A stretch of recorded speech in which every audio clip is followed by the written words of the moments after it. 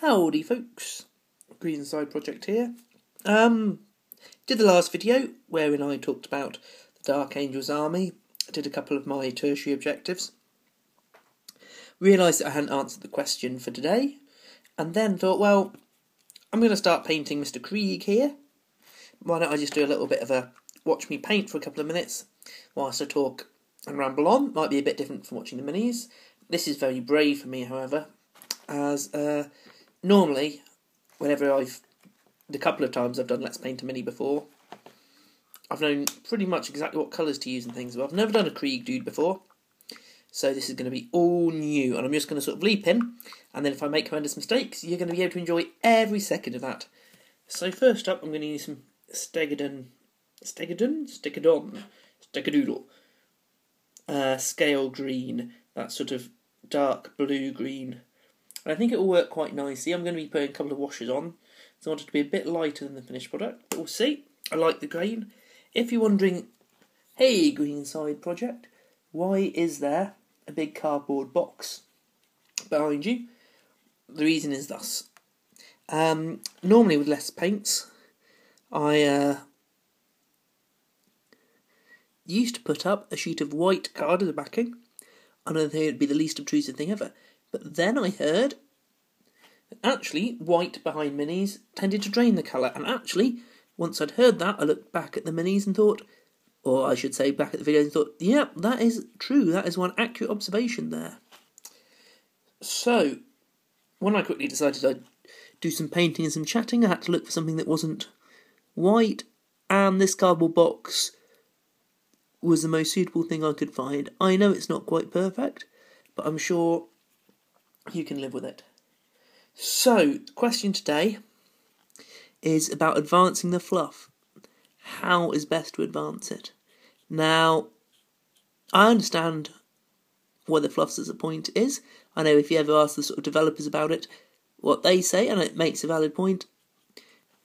They basically created through fluff a perfect 0 hour. Need to get some more paint out the pot. A 0 hour, or at least 2 minutes to 0 hour for the 40k universe, where humanity really is quite literally on the brink of destruction, or it could be. You've got the Tyranids coming in, you've got the Crusade of Abaddon the Armless approaching, you've got all these things sort of kicking off in every corner of the galaxy. And that makes it a very evocative time. Excuse me?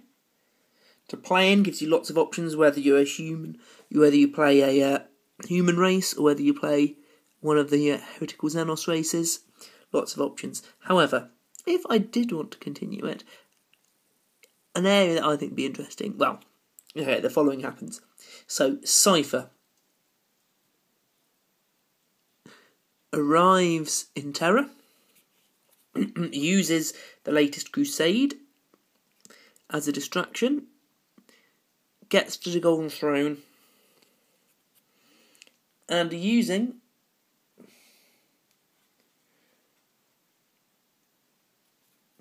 his sword actually slays the Emperor, which causes a massive amount of fallout. Now, the sort of consequences I'm thinking thusly. Ultimately, Abaddon's campaign is just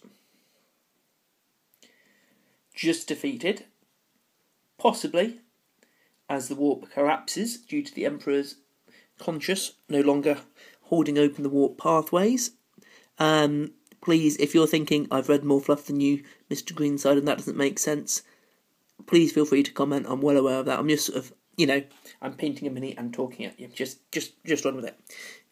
Maybe, I think, probably, you'd have to have, at least a sizable portion of a Space Marine chapter, at least one, sacrificed in the process. I'd immediately like to volunteer the Ultramarines. So anyway, Emperor dead, Crusade just defeated and turned back. But where do we go from there? Right, High Lords of Terror immediately make a power grab using the Minotaurs, which is a chapter that they have a large degree of control in and may indeed have instigated and set up, or at least reset up after the first version of the Minotaurs was wiped out. I believe my fluff's right there. and they make a power play. All sectors under control of Space Marine chapters instantly become more feudal. Lords of most of the Hive and Forge planets start to make bids for independence and start to rebel. Mass anarchy.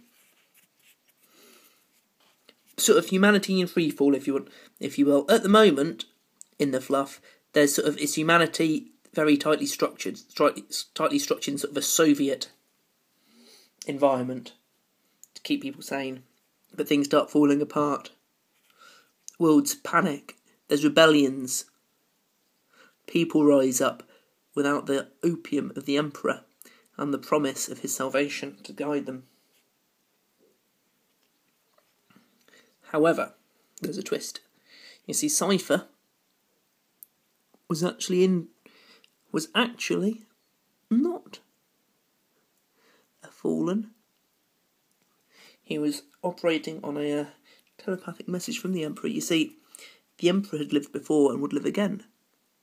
The Emperor knew this. When the Emperor dies, he is born again and comes back to humanity. It has happened before in the past, or at least, well, it's been hinted at before in the past. The problem with the 40th millennium is this. He's been kept alive artificially on the Golden Throne, so he's not been able to die, so he's not been able to resurrect. Now Cypher's killed him, so he does. A personality cult begins to develop around a young man, maybe from some small, insignificant planet that's said to have miraculous powers. The Minotaurs are sent in to take him on. And it goes from there. You can at least see sort of the ideas I'm toying with from that. Hadn't thought about it at all until today, then just started thinking and, really went for it. So, I quite like this blue. I think with a bit of a wash on and some highlighting it will look nice. Well, I say blue, green. Now, I'm starting to run out of time, so I hope you've enjoyed my little bit of a ramble and watching me clumsily put some blue paint on a Krieg dude. Love you all, talk tomorrow, bye.